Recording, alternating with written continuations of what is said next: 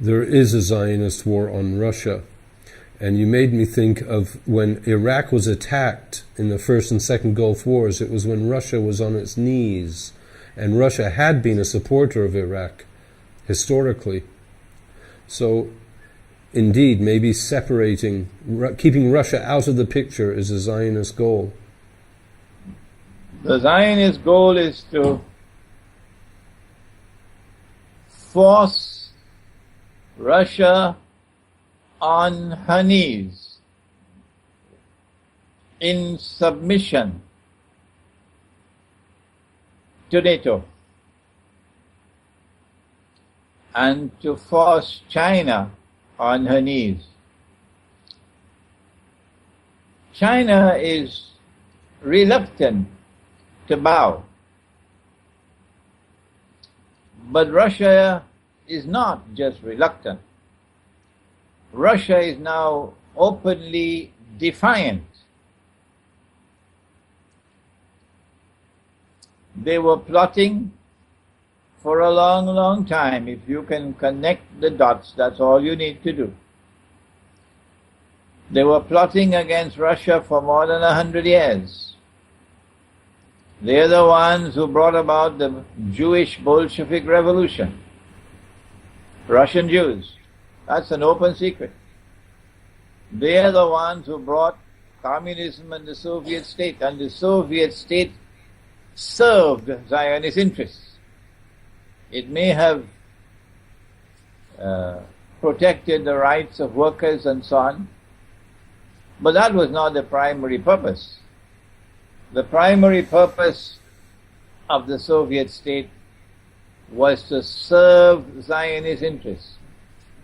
And that is the explanation for what happened in 1955, was it?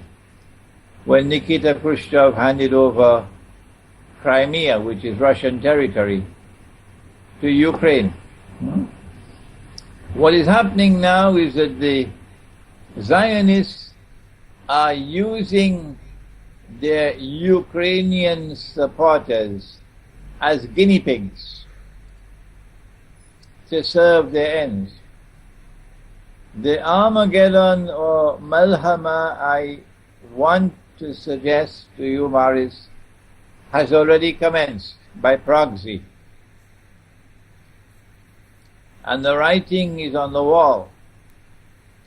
Because Putin and the Russian armed forces and the Russian government and the Russian people are not bowing.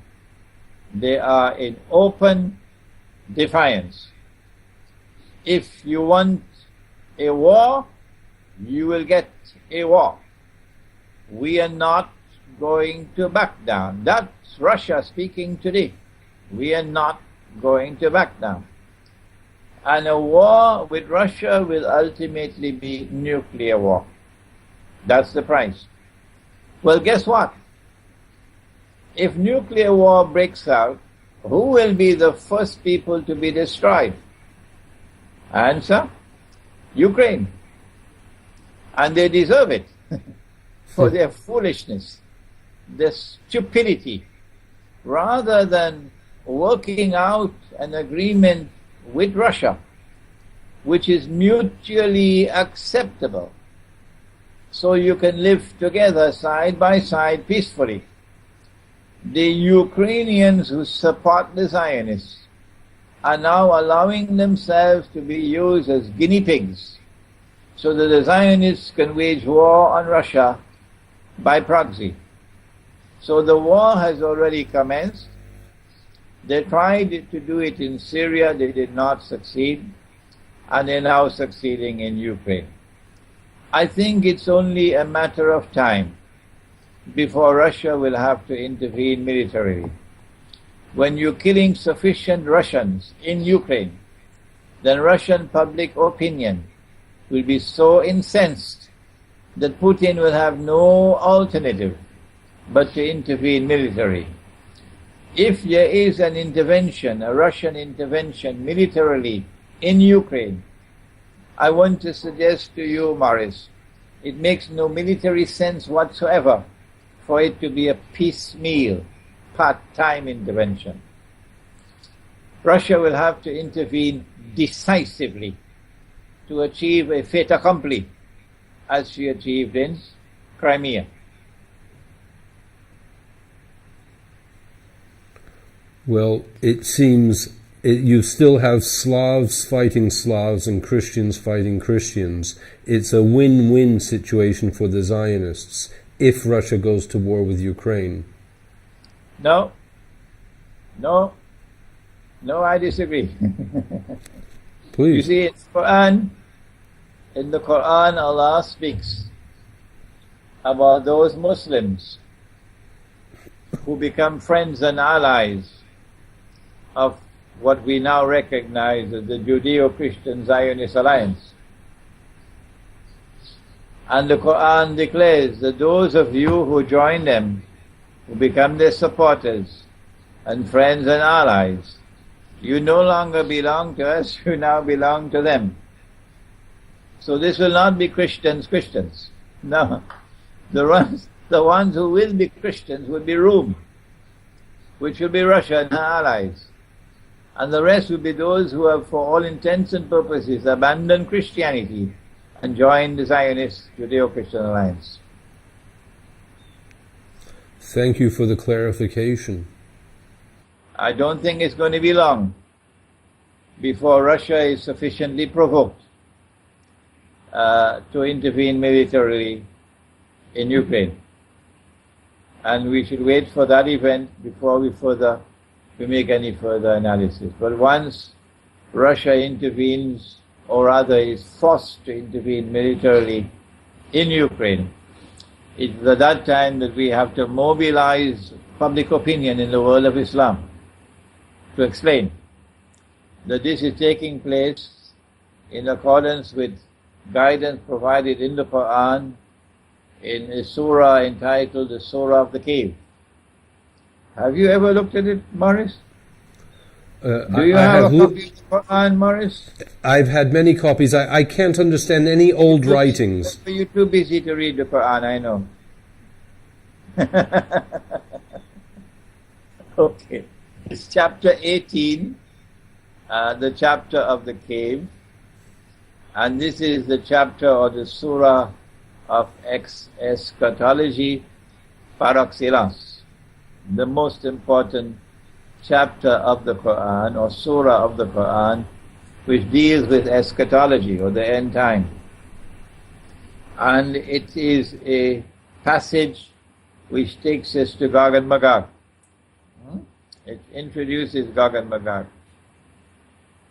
And it speaks of someone who is known as Zul Qarnain, a man who either has two horns, the Arabic word qarn can mean horn, or an event which applies to two ages. Qarn can mean an age. But whenever the Quran uses the word qarn, it always refers to the second meaning, an age, and never to the first meaning, a horn. Never. In the first of the two ages, in the first one, power rested on the foundations of faith. And power was used in a territory located precisely where the Black Sea is now is. And Crimea is in the Black Sea. Power was used in that area to punish the oppressor and to assist the oppressed. And powers were used to support those who had faith and whose conduct was righteous. In the second of the two events, Qarnain, the second one, which is to occur in Akhiru Zaman or the end time, the world will see power once again in that geographical area, resting on the foundations of faith. The power in that region is Russia. That's power. And power in Russia is now returning to a foundation of faith in Christianity after the collapse of communism. So I am suggesting to you that we are now witnessing what the Quran has spoken about. And if my analysis is correct, if my interpretation is correct, then when power is used by Putin to punish those who are now oppressing, using the armed forces of the country against the people, your own people, then that power will be successful in punishing the oppressor and in liberating the oppressed. It's only a matter of time. We need to sit back and wait. There is more to it than that, because the Quran goes on to speak about a journey to the east and then a third journey, but we can leave that for the time being.